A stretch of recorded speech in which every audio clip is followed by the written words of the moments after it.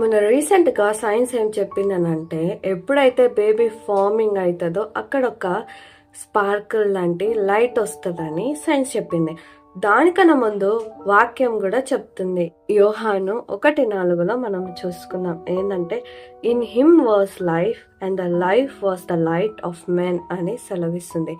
ఆయనలో జీవము, ఆ జీవం ఏంటనంటే లైట్ అని సెలవిస్తుంది. మరి జీవము అనంటే ఒక బేబీ ఫార్మింగ్ అయ్యేది ఒక జీవము.